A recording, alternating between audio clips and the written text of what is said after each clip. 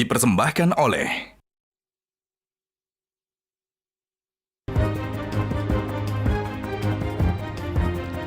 bersama mendekati hari pelantikan Prabowo Subianto dan Gibran Raka Buming Raka, isu bakal bergabungnya partai pemenang pemilu PDI Perjuangan ke dalam koalisi pendukung pemerintahan baru kembali menguat. Wacana pertemuan Prabowo Megawati yang tenggelam pasca Rakernas PDI Perjuangan Mei lalu kini kembali berhembus kencang. Mungkinkah pertemuan Prabowo Mega terjadi sebelum hari pelantikan 20 Oktober atau justru keduanya lebih leluasa bertemu pasca Prabowo telah menjadi presiden? Jika PDI Perjuangan bergabung ke koalisi pendukung pemerintah, lantas siapa yang akan mengkritisi dan mengontrol pemerintah? Inilah kontroversi selengkapnya, nanti kita cerita tentang koalisi hari ini. Bersama saya, Zilvia Iskandar.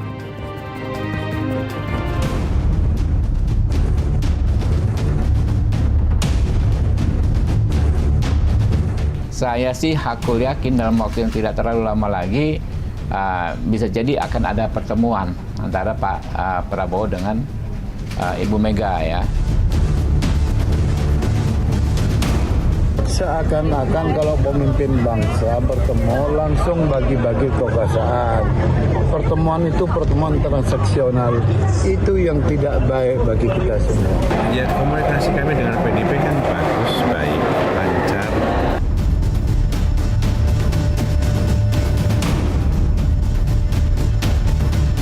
Semuanya tidak ada yang tidak mungkin. Mungkin saja. Sikap politik partai berada di dalam atau di luar pemerintahan gitu kan. Enak aja. Aku sambil sarapan gitu kan. Aku bilang enak aja. Ya dong, gua mainin dulu dong.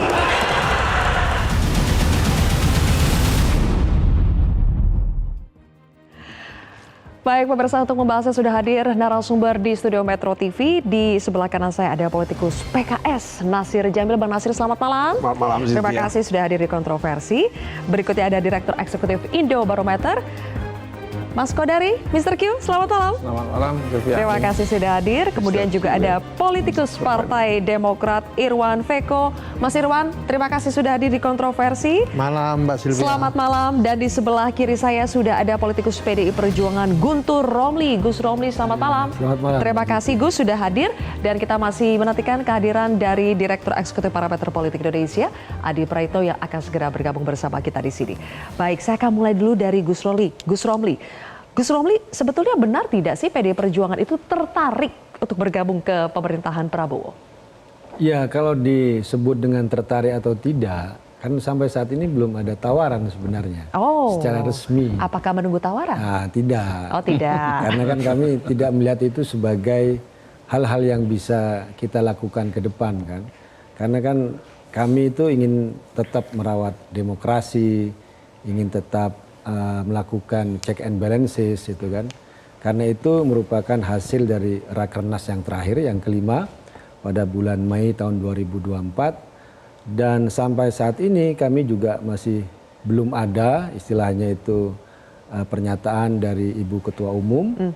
Apakah akan berada atau di luar berada di dalam atau di luar pemerintahan. Ya sampai saat ini kami masih menunggu karena itu kan hak prerogatifnya Ibu Ketua Umum. Oke. Gitu. Pokoknya rujukannya adalah Ketua Umum. Jadi mau kata Mbak Puan ngomong apa, Pak Said Abdullah ngomong apa di DPR itu belum menjadi sinyal kuat. Belum. Ya, belum. Karena itu hak prerogatifnya Ibu Ketua Umum. Oke. Tapi kalau masalah tertarik atau tidak, meskipun belum ditawarin secara resmi kata Gus Romli dari PDI Perjuangannya sendiri merasa ada ketertarikan atau tidak? Kami melihat itu bukan soal tertarik dan tidak tertarik ya, tetapi fungsi partai sendiri itu dalam demokrasi itu apa gitu kan? Ya misalnya kalau saya sampaikan tadi bahwa putusan-putusan resmi partai itu kan kalau kita membaca di suasana kebatinan ya pada saat itu dan hingga saat ini kan masih ingin berada di luar pemerintahan. Ya, tetapi kalau nanti apapun keputusan Ibu Ketua Umum ya pasti para kader itu akan mengikuti. Dan juga biasanya terkait keputusan-keputusan penting itu juga dikeluarkan misalnya dalam Kongres. Tapi kami tidak mau berandai-andai ya. Karena dalam ADRT kami itu sudah jelas bahwa hak prerogatif Ketua Umum bisa menentukan sikap politik partai apakah mau berada di dalam atau di luar pemerintahan. Kami kan tidak menyebut sebagai koalisi dan oposisi. Oke, Gitu. baik. Kenapa akhirnya isu soal bergabungnya PDI Perjuangan ke dalam pemerintahan Prabowo itu mencuat kembali, Gus Romli? Karena kita dengar sendiri ada pernyataan dari Pak Said Abdullah, ada pernyataan dari Mbak Puan. Salah satunya ini, coba kita simak bersama. Kita lakukan kan, saya juga sering ketemu Mas Prabowo di acara-acara Pak Prabowo. Jadi ya selalu berkomunikasi, selalu bersilaturahmi. Selalu berkomunikasi, selalu bersilaturahmi, dan insya Allah tidak ada yang tidak mungkin. Mas Kodari, sebetulnya siapa sih yang lebih butuh sampai adanya pertemuan Pak Prabowo dengan Bu Mega? Mbak Puan. Langsung terjawab ya? Iya, langsung terjawab. Kenapa begitu? Ya pertama memang yang sering bicara soal pertemuan itu saya lihat ya Mbak Puan dan tim Mbak Puan di PDI Perjuangan, di DPR maksud saya, seperti misalnya Pak Said Abdullah.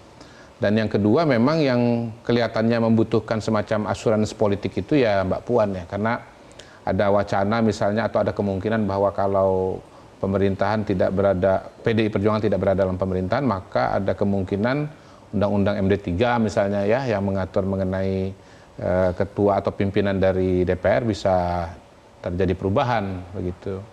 Tetapi kalau saya melihat memang di PDI Perjuangan itu ada dari dulu ya ada dua kelompok memang yang saya sebut sebagai kelompok kooperasi dan non kooperasi.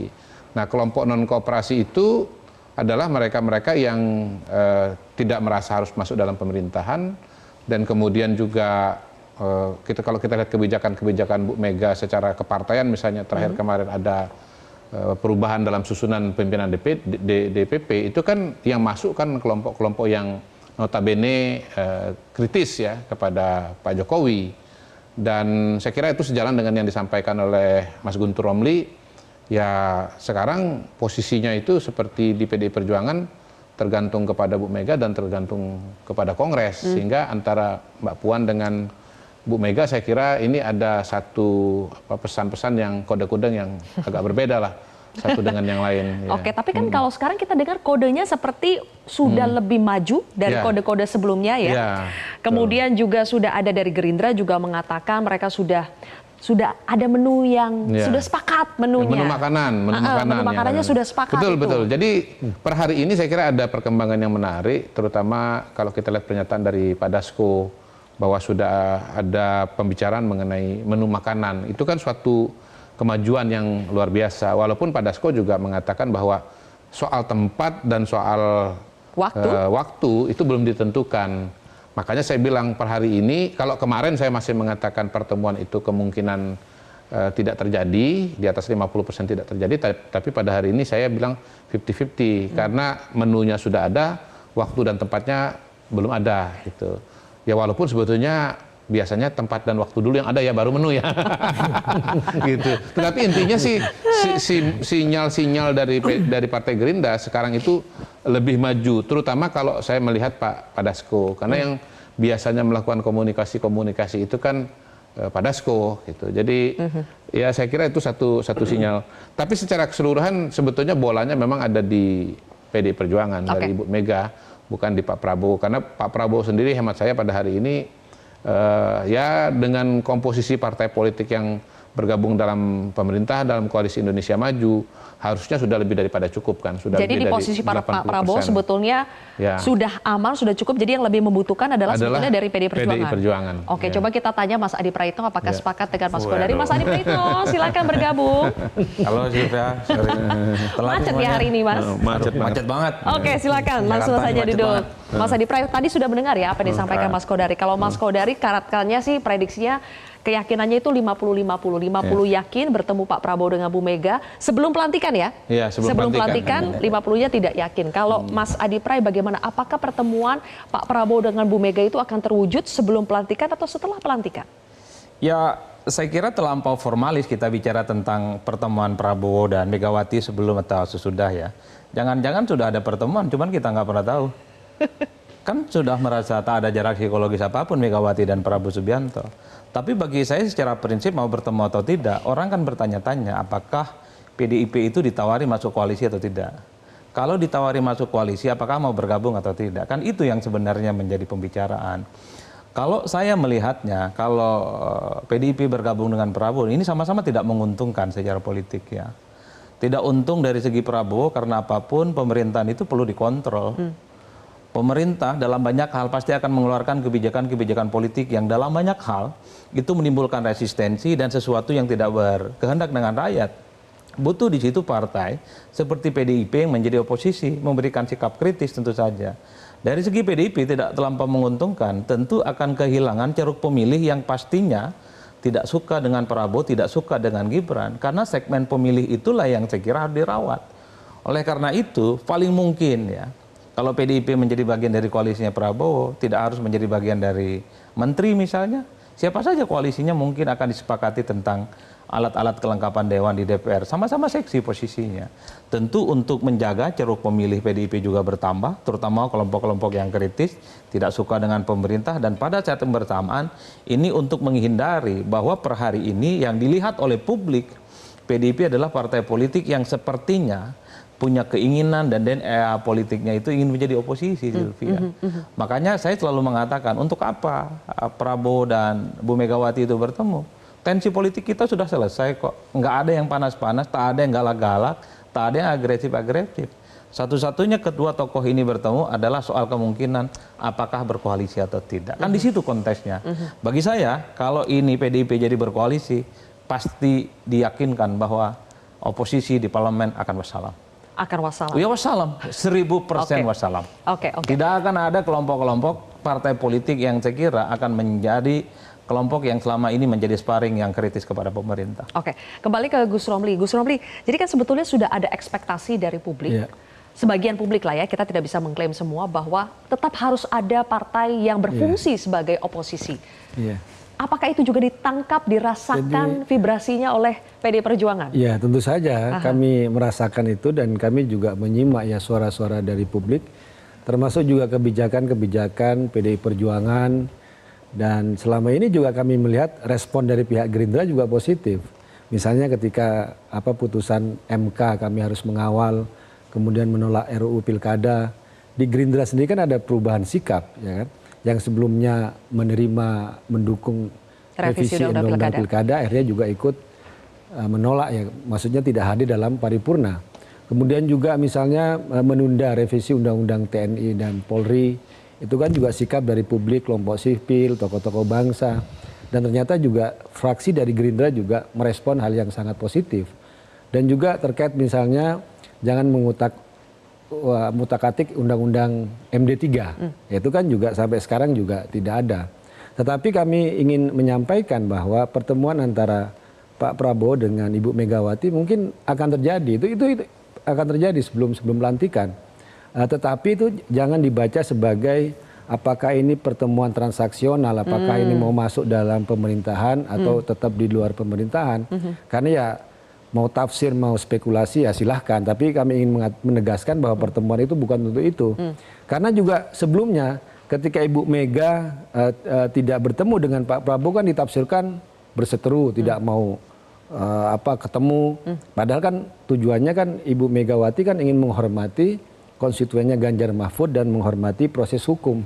Jadi jangan disalah tafsirkan terus ketika nggak ketemu dianggap marahan, ketika mau bertemu ada Mas sesuatu Kodari, gitu. Gus Romli, sebetulnya yang mau bertemu itu kubunya Mbak Puan, bukannya Bu Mega. Oh enggak, kalau pertemuan itu jelas itu antara dua belah pihak dan tapi kami ingin melihat bahwa pertemuan itu ya pertemuan untuk meredakan suasana, meskipun kata Bang Adi Praitno kan suasana sudah lentur, sudah tidak tegang lagi. Tetapi kan dalam konteks pelantikan pada suksesi tanggal 20 Oktober kan tetap pertemuan dua tokoh ini sangat penting lah untuk melihat kepada publik. Apalagi juga konteks sekarang adalah pilkada misalnya kan. Jadi ini benar-benar pertemuan yang bisa mencairkan suasana kalau kami melihat. Tetapi ya tentu saja tidak bisa dibaca sebagai apakah mau koalisi atau mau dalam pemerintahan. Kami tidak memandang ke arah sana. Jadi sudah ada waktu dan tempatnya belum? Dijawab nanti Gus Romli, dan juga apakah nanti kalau PDI Perjuangan jadi bergabung, entah dalam konteks kerjasama itu di dalam eksekutif atau di luar, itu akan bisa diterima oleh partai lain yang sudah berada duluan di dalam koalisi Indonesia Maju, seperti PKS dan juga Demokrat. Nanti kita akan bahas pemirsa, usai jeda.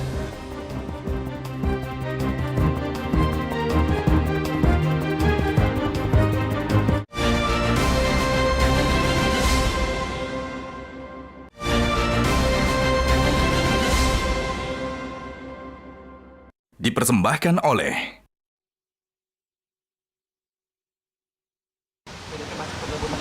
ditanyakan kepada presiden terpilih. Kewenangan itu hak prerogatif presiden terpilih.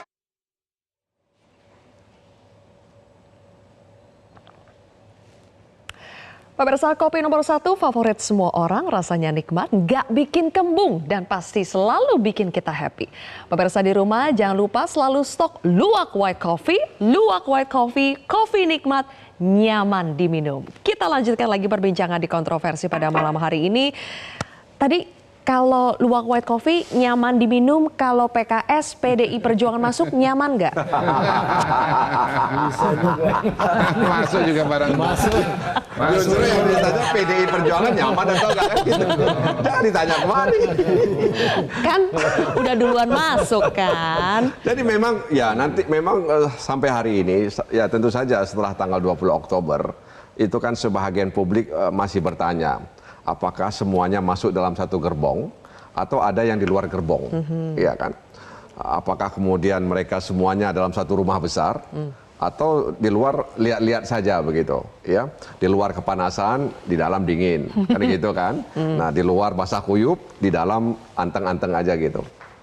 Dan memang tentu saja bagi PKS ya, PKS itu kan punya platform, ya. Dan di dalam platform itu ada 10 kebijakan strategis, dan saya harus sampaikan tidak semuanya ya, paling tidak ada 4 yang barangkali relevan ya dengan tema kita pada malam hari ini. Di antaranya PKS itu punya kebijakan reformatif, artinya al-islah gitu ya, perbaikan.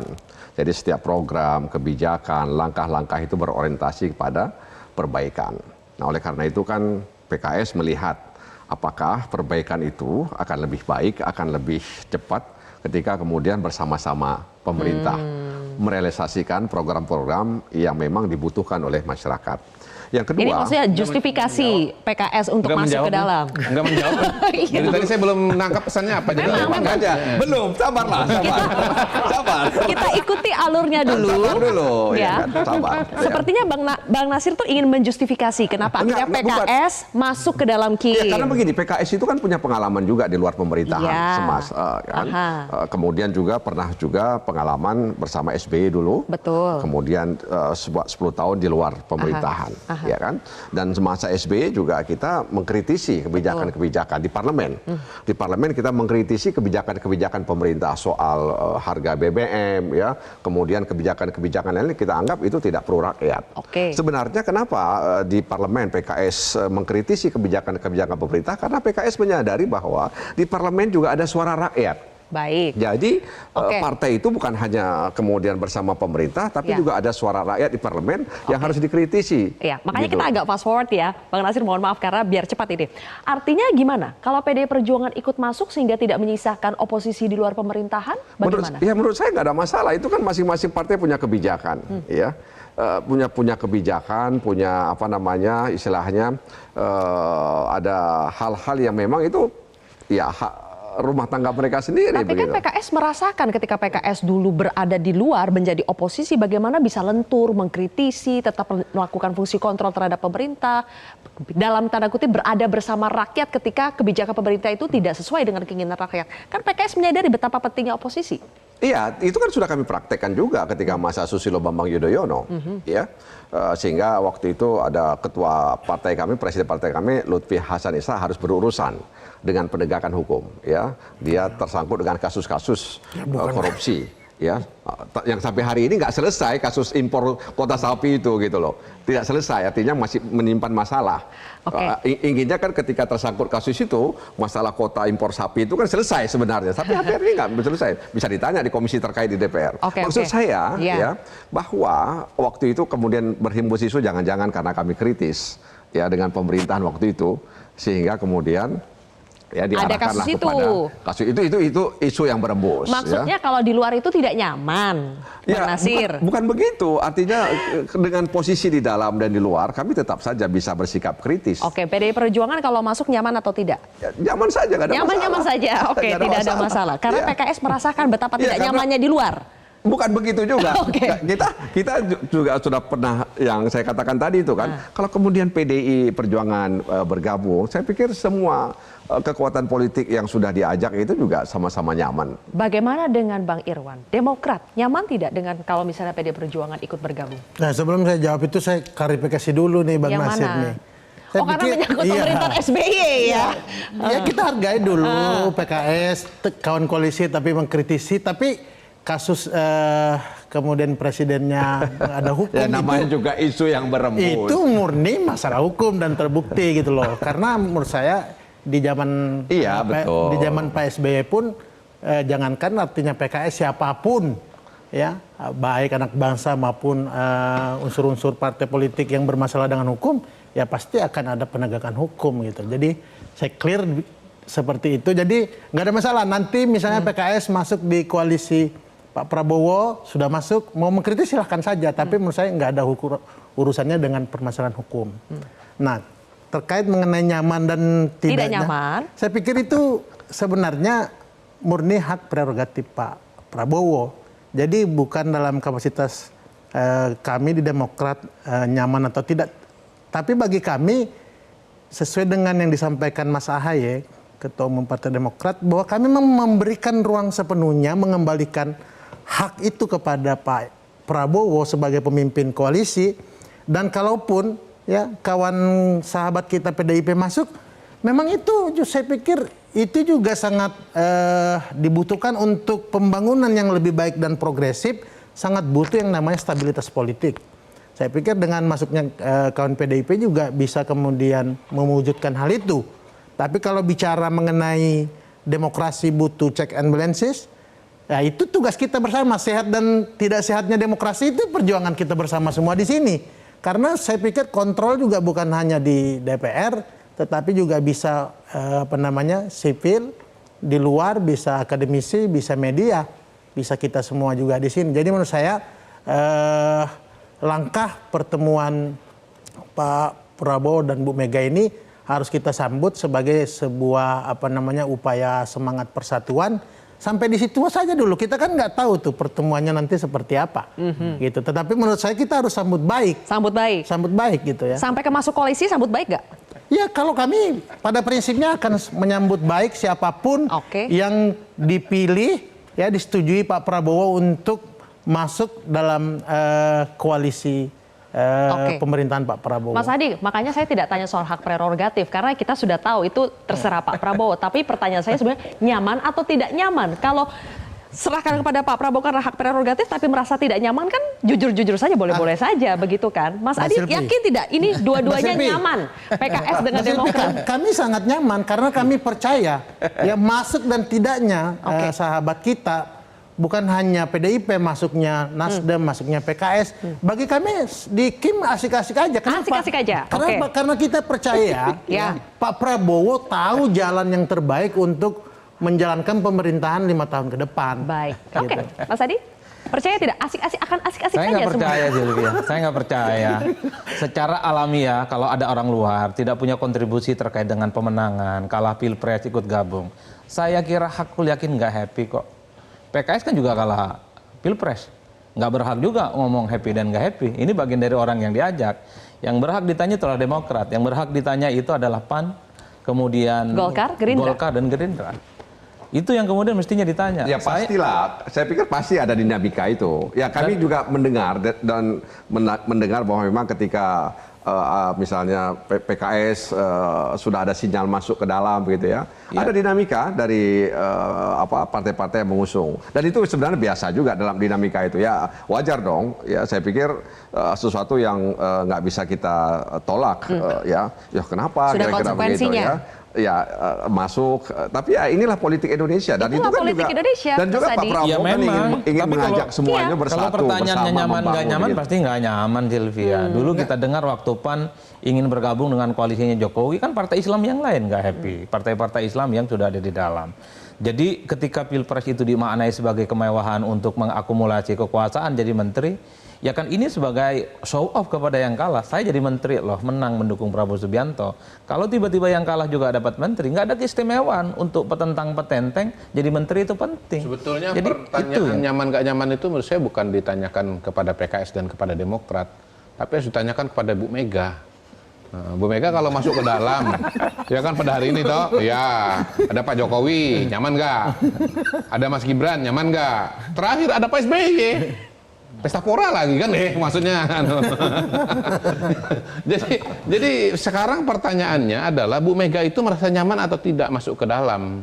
Nah pada titik itulah antara Ibu Mega dengan putrinya Pak Taufik Kemas itu terjadi perbedaan orientasi atau terjadi perbedaan yang mana pendapat. Putrinya Bu Mega juga kan, Mas Kodari. Iya, tapi kenapa supaya harus di-highlight putri Pak Taufik Kemas? Karena putrinya Pak Taufik Kemas ini memang gerakan-gerakan politiknya itu mirip dengan almarhum Pak Taufik Kemas dulu gitu loh. Jadi perbedaan-perbedaan pemikiran, tindakan-tindakan politik antara Bu Mega dengan Pak Taufik itu kan dulu sering terjadi. Nah, pada hari ini representasinya atau replikasinya itu bisa kita lihat antara Bu Mega dengan Mbak Puan. Oke, gitu, baik. ya. Itu pertanyaannya Saya karena melihat bahwa Ibu Mega pada hari ini sebetulnya nggak nyaman, jadi sebetulnya nggak mudah juga buat mengatakan bahwa ini akan terjadi pertemuan gitu. Makanya apakah pertemuan ini memang ada di kepala Ibu Mega atau hanya di kepala orang-orang di sekitarnya? Per hari ini saya khawatir ini lebih kepada orang-orang di sekitarnya. Sama halnya dengan wacana Anies itu calon gubernur Jakarta gitu. Itu bukan isi kepala Bu Mega, tapi isi kepala orang-orang di sekitarnya. Kita konfirmasi ke Gus Romli. Jadi apakah betul bahwa barangkali sebetulnya Bu Mega yang tidak nyaman seperti kata Mas Kodari untuk bertemu atau untuk masuk gabung ke pemerintahan Prabowo? Kalau kami merasakan itu Bu Mega udah di luar soal nyaman atau tidak nyaman kepada beliau sebagai individu kan. Dan beliau sudah ditempa oleh sejarah tentang perlawanan pada Orde Baru kan, pasti secara psikis itu kan tidak nyaman. Tapi kan beliau bisa melampaui hal itu. Nah kalau tadi disampaikan menarik tadi ketika menyebut soal ada kooperatif dan non kooperatif ya di PDI Perjuangan. Kalau kita juga membaca sejarah Bung Karno misalnya kan ada taktik bagian bahwa pernah non kooperatif pada zaman Belanda, meskipun beliau tidak mengecam, ada tokoh misalnya Husni Tamrin yang menjadi anggota Volkskat, dan itu bagian dari mengubah dari dalam, tapi ketika zaman Jepang kan dianggap sebagai kooperatif. Nah ini kan Pak Prabowo sebenarnya bukan penjajah, jadi istilah kooperatif dan non kooperatif itu ya bisa saja terjadi, kemungkinan itu terjadi seperti disampaikan juga oleh Mbak Puan. Maksudnya itu bagian dari strategi? Bagian dari strategi partai. Nah, tetapi untuk soal misalnya pertemuan, itu jelas bahwa pertemuan itu akan terjadi. Kemungkinan besar akan terjadi. Berarti waktu dan tempatnya sudah ditentukan? Tanggal itu sebenarnya sudah ada, tinggal tempat, tinggal bagaimana mencocokkan jadwal itu kan.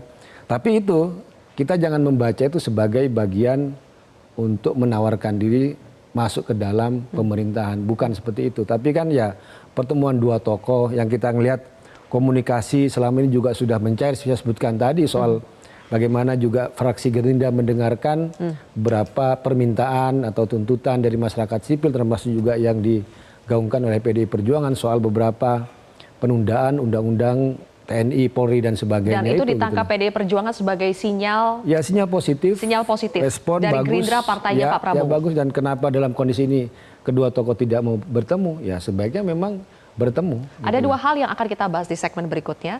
Satu soal apakah betul teryakinkan tidak nih, terutama Mas Adi ya, kalau terjadi pertemuan antara Pak Prabowo dengan Bu Mega itu tidak akan ada pembicaraan soal yang bersifat transaksional, tawar-menawar kursi menteri dan sebagainya. Dan yang kedua kita akan bahas soal Kalau sampai tidak ada partai di luar yang menjaga, apakah fungsi kontrol dan fungsi mengkritisi pemerintah itu akan seperti apa jadinya? Bagaimana nasib demokrasi kita? Sesaat lagi pemirsa, hanya di Kontroversi.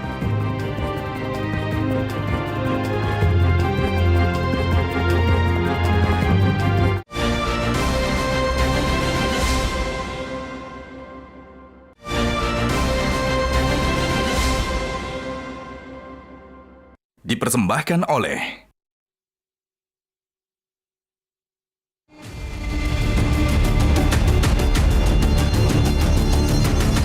rencana pertemuan dengan Bu Mega, Pak. Pertemuan sama Bu Mega, apakah akan berlangsung, Pak, pertemuan dengan Bu Mega? Itu di dalam atau di luar pemerintahan gitu kan. Lah iya, lo enak aja. Kalau menit ini saya ngomong, hihi. Kan harus dihitung secara politik, no.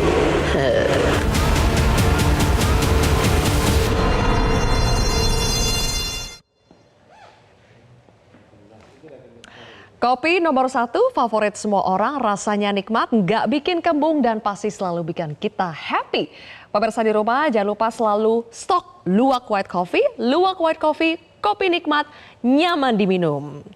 Senikmat diskusi kita pada malam hari ini, kita lanjutkan lagi. Happy dan nyaman. Jadi Mas Adi, teryakinkan tidak kalau terjadi pertemuan antara Pak Prabowo dengan Bu Mega yang kata Gus Romli itu sudah ada waktunya, tinggal ya dikit-dikit teknis lah, itu bukan berarti akan terjadi politik transaksional, bukan berarti PDI Perjuangan akan gabung ke pemerintahannya Prabowo? Ya saya kira memang setiap pertemuan elit itu dibicarakan banyak hal ya, tentang koalisi, tentang negara, tentang bangsa, undang-undang Polri, tentang TNI. Tapi kan itu semuanya informatif ya, tapi yang paling substantif itu pasti bicara tentang soal kemungkinan apakah ada titik temu yang bisa dikerjasamakan antara PDIP dan Gerindra. Itu nggak bisa ditutupi, Silvia. Kenapa begitu? Karena selama ini PDIP pun menganggap bahwa mereka ini tidak ada persoalan apapun dengan Prabowo Subianto, bahwa kalah iya, tapi jarak psikologis dengan Prabowo itu masih ada jembatannya, agak berbeda dengan Jokowi. Kan ini yang repot cara menjelaskannya. Kalau kemudian PDIP menjadi bagian dari koalisinya Prabowo, lalu bagaimana dengan Gibran yang itu adalah replika dari Pak Jokowi?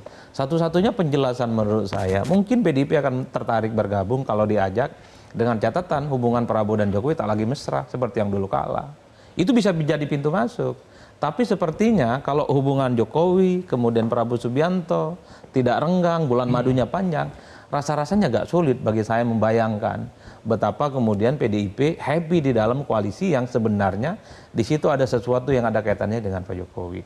Kan itu yang kemudian menjadi pertanyaan-pertanyaan publik selama ini.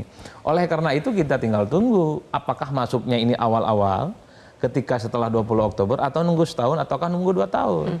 Karena variasi tentang koalisi mayoritas ini bukan lagi memperkuat barisan dan demi stabilitas. Saya menduga kenapa PDIP itu menjadi menarik diperbincangkan untuk menjadi bagian dari koalisinya Prabowo. Mungkin Prabowo juga ingin mengantisipasi di 5 tahun yang akan datang, partai-partai politik pendukungnya Kimplas ini nggak ada yang bisa dijamin dan tidak ada yang bisa digaransi mereka akan tegak lurus. Partai-partai seperti Demokrat, PKS, Golkar ini kan suka nakal kalau jelang Pilpres. Mereka ini suka bermanuver, selalu muncul jadi partai yang selalu jadi oposisi dari dalam. Disitulah pentingnya melirik PDIP sebagai partai pemenang pileg untuk jadi partner. Apa yang dilakukan oleh PKS, apa yang dilakukan oleh Golkar zaman SBY, itu kan adalah sebagai bentuk gegenitan politik. Artinya apa? Separuh-separuh DNA-nya sebagai bagian dari koalisi pemerintah, tapi mencoba untuk mengambil ceruk pemilih yang non pemerintah, yang tidak puas dengan kebijakan-kebijakan pemerintah. Langsung saja ditanggapi Bang Irwan, nanti ke Bang Nasir. Yang nakal itu sebenarnya bukan Demokratnya, pernyataannya Bang Adit yang nakal. Demokrat itu teruji. Kita 10 tahun pemerintahan ya dengan segala dinamika koalisi kita tuntas sangat soft landing. Begitupun waktu oposisi. Gitu, dan kita kemudian mengawal ikut berjuang memenangkan Pak Prabowo, jelas kok rekam jejaknya Partai Demokrat gitu. Jadi ibaratnya komitmen 5 tahun ke depan termasuk juga mendukung keberlanjutan Pak Prabowo itu adalah perjuangan panjang. Makanya saya bilang kita kemudian tidak bicara lagi siapapun yang kemudian bergabung nyaman atau happy, tetapi bagaimana Pak Prabowo menjamin semua kekuatan politik ini untuk mewujudkan apa yang beliau cita-citakan, termasuk sampaikan pada saat kampanye Pilpres kemarin. Pertumbuhan ekonomi 8%, 7-8% itu membutuhkan stabilitas politik yang panjang. Ya, nggak bisa kita kemudian menghadapi huru-hara politik dalam negeri 5 tahun ini, kemudian meraih pertumbuhan 8% itu. Sehingga menurut saya, kalau kami ditanya nyaman, happy, tentu bagi kami kalau Pak Prabowo memang membutuhkan ya kekuatan-kekuatan politik ini dalam pemerintahan ke depan, ya tentu kita semua juga happy. Intinya bakal tegak lurus lah ya, Demokrat ya? Oh, Demokrat jelas. Termasuk juga kalau bicara mengenai koalisi dan lain-lainnya, kita nggak pernah. Kita nggak pernah kemudian bebankan atau apa. Bagi kami kembalikan sepenuhnya kepada Pak Prabowo sebagai pemimpin koalisi. Mas Kodari dulu. Apakah PD Perjuangan kalau masuk, justru PD Perjuangan yang bisa menjadi penyeimbang, ini adalah garansi dari Pak Prabowo kalau ada yang nakal. Di partai-partai ada yang nakal. Sebetulnya udah nggak perlu lagi, karena batas angka 80% itu sebetulnya sudah menimbulkan kondisi checks and balance di dalam gitu. Lain kalau misalnya cuma 50% atau 60% PKS bisa ngancem-ngancem tuh kalau gua keluar kurang dari 50%, dan matematika itulah saya kira yang membuat siapapun jadi presiden Indonesia pada hari ini pasti ngejar angka 70 atau 80% penguasaan partai politik gitu. Jadi sebetulnya memang kalau bicara kebutuhan untuk untuk meloloskan undang-undang, untuk bicara mengenai penganggaran, ya, angka 80% itu lebih daripada cukup. Cuman memang begini, sekarang ini saya kira kita masuk pada situasi yang agak berbeda dengan 5-10 tahun yang lalu, di mana kita punya ancaman yang sangat-sangat konsisten ya. Pertama, pandemi. Pandemi itu bisa terjadi sewaktu-waktu, tidak lagi membutuhkan 100, 200, 500 tahun seperti sebelumnya. Yang kedua, Perang Dunia Ketiga. Nah, kalau Perang Dunia Ketiga itu kan betul-betul persatuan dan kesatuan itu menjadi sangat penting, karena pasti harus ada tindakan-tindakan darurat yang dilakukan.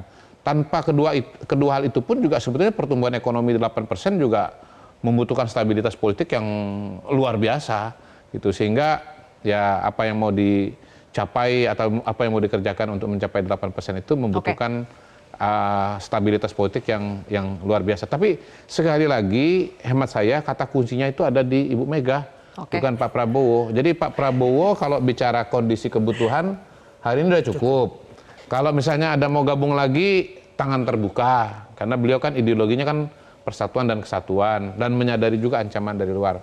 Tapi soal luakofi, maksudnya kenyamanan, ketidaknyamanan tadi itu ada di Ibu Mega.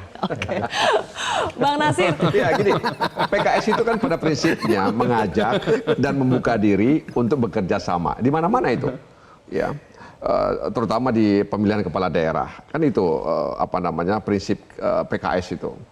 Nah karenanya dalam konteks ini ketika kita membuka diri atau diajak, ya tentu saja selama ada kesesuaian. Nah, kita bisa bersama-sama, bekerja sama. Kemudian soal fungsi kontrolnya bagaimana nanti Bang Nasir? Saya katakan DPR begini, semuanya isinya partai pendukung pemerintah, gimana mau kritis? Nah di sini harus dipahami bahwa ini kan kita kehilangan makna sebenarnya. Begini, partai politik itu dia kan bukan hanya badan hukum, dia badan publik gitu loh. Sehingga dia juga harus menyerap aspirasi publik. Ini harus dipahami. Kalau ini dipahami bersama, maka fungsi kontrol di DPR itu juga bisa dijalankan. Karena begini, kekuasaan itu harus diawasi dan dibatasi. Ketika kekuasaan tidak diawasi, tidak dibatasi, yang akan terjadi adalah kesewenang-wenangan. Dan ini akan membahayakan demokrasi, membahayakan penegakan hukum kita, membahayakan juga soal idealnya etika. Memang DPR mendengar aspirasi publik, tapi bagaimana publik bisa diyakinkan tadi kan melihat DPR akan mendengar aspirasi publik, seperti ini. Bukan aspirasi ketua umumnya, dijawab nanti kita harus jeda terlebih dahulu. Tadi ada seperti ini, makanya kan harus kita makin lama harus dewasa kan, harus dewasa dalam berpolitik. Nah, bukan di DPR sebetulnya. Saya bayangkan nanti talkshow Metro TV gimana itu. Nah nanti kita bahas. Usai jeda. Nanti gini ya. Jadi kita kasih waktu lagi. Itu nanti kesini. Begini, ada partai-partai yang bekerja sama, ada yang sendiri-sendiri gitu loh. Ada yang bekerja, ada yang dikeroyok rame-rame, ada yang sendiri-sendiri. Nanti kita bahas lebih jauh ya. Usai jeda pemirsa. Pentingnya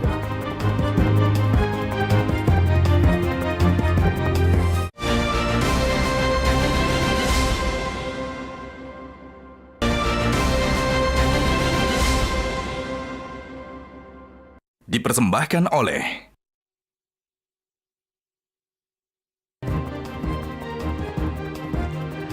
Apakah DPR akan lebih mendengarkan aspirasi publik dibandingkan wajib dibandingkan apa yang disampaikan ketua umum partai, Jadi Bang kan Nasir? publik itu kan harus benar-benar didengar aspirasinya, karena publik lah yang mengantar anggota parlemen ke gedung itu, ya kan? Makanya kan cabang kekuasaan ada yudikatif, eksekutif, legislatif, itu kan menjalankan perannya masing-masing begitu. Itu idealnya seperti itu. Akan satu suara atau banyak warna di DPR meskipun semuanya nanti bergabung di pemerintahan?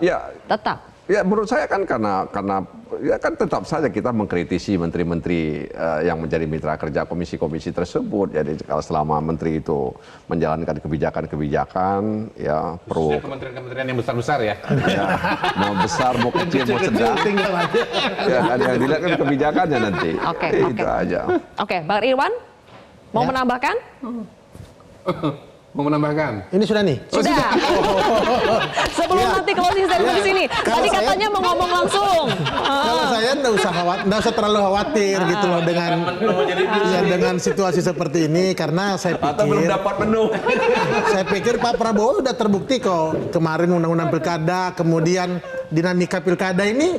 Buktinya di Kim sendiri masing-masing bisa mencalonkan kader-kadernya. Jadi nggak perlu kita khawatir ke itu, karena Pak Prabowo memberikan ruang siapapun, baik partai politik maupun masyarakat untuk tumbuh berkembang di dalam demokrasi kita ini. Inventarisnya nggak satu ya, tetap 8 juga sejumlah fraksi ya.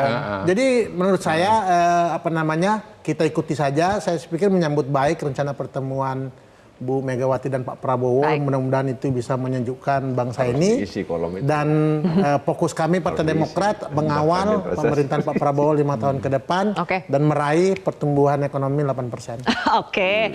Gus Romli, jadi sekarang mulai ada kekhawatiran bahwa kalau sampai tidak ada partai oposisi yang berada di luar pemerintahan, nanti bukan aspirasi publik yang lebih disuarakan.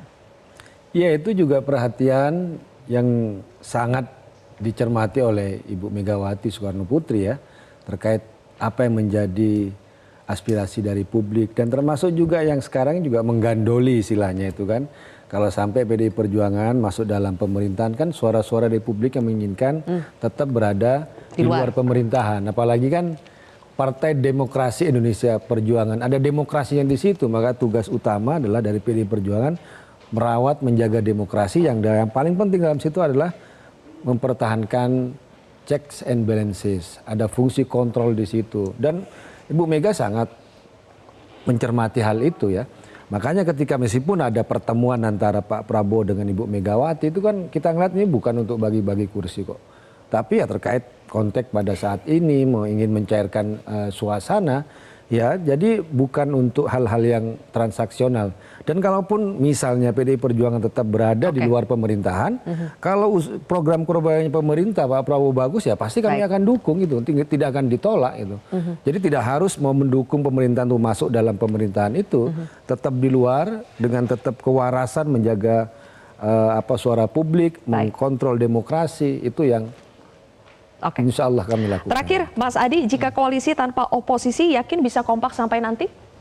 Saya nggak terlampau yakin ya, karena ada satu tradisi dalam sistem presidensialisme itu, koalisi yang dibangun semi permanen, tidak ada yang permanen. Sekalipun ada partai politik itu mayoritas berkoalisi, dalam perjalanannya selalu muncul oposisi dari dalam.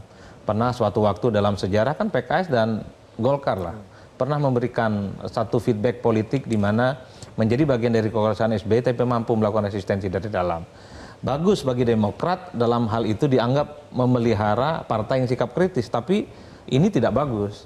Karena apapun, bahwa loyalitas dalam koalisi itu dituntut 100%, Silvia. Oleh karena itu, kalaupun toh PDIP juga menjadi bagian di dalam, saya bukan hanya wassalam, ini tamat sudah. Kita tak pernah lagi akan berharap akan ada kelompok kritis di DPR yang akan menjadi sparring partner kritis. Karena kalau kita mendengar rata-rata secara umum ya, kan suara-suara publik di luar kan selama ini nyaris tidak pernah didengarkan oleh DPR dan pemerintah. Revisi Undang-Undang KPK, tentang KUHP, kemudian Cipta Kerja, itu demo berhari-hari kok nggak pernah didengar, ketok palu. Saat itu DPR ada yang kritis PKS dan Demokrat, posisinya di luar. Ketika menjadi bagian di dalam, banyak yang setuju juga. Sekalipun banyak keputusan-keputusan kontroversial. Baik. Yang ingin saya katakan, posisi menentukan sikap politik. Kalau di dalam, sulit bagi saya membayangkan mereka akan melawan keputusan politik pemerintah. Sekalipun keputusannya itu kontroversial dan bertentangan dengan kehendak rakyat. Oke, Mas Kodari, jadi sebaiknya PDI Perjuangan berada di dalam atau di luar pemerintahan? Ya, demi demokrasi? Sebetulnya kalau bicara pengalaman yang sudah ada ya, Pak Jokowi itu dengan segala kerja kerasnya tingkat kepuasan itu tidak bisa 100%. Tetap ada 10-15% yang tidak puas, dan hemat saya yang tidak puas itu 10-15% itu perlu lihat representasinya atau terwakili di DPR gitu. Jadi ya supaya jangan ada parlemen jalanan, tetap harus ada fungsi partai politik yang oposisi di parlemen. Baik, kalau begitu. Intinya Bang Jadi Kodari ini ingin PDIP di luar lah. Gini. PDI Perjuangan itu titik beratnya di perjuangan. Oke, baik. Terima kasih Bapak-bapak sudah hadir di kontroversi malam hari ini. Pada akhirnya pemirsa, waktu yang akan membuktikan apakah koalisi besar akan efektif bekerja untuk mengurusi rakyat atau justru saling sikat. Nanti kita cerita tentang koalisi hari ini. Saya Zilvia Iskandar pamit undur diri. Terima kasih sudah menyaksikan kontroversi. Jelajahi cara baru mendapatkan informasi. Download Metro TV Extend sekarang.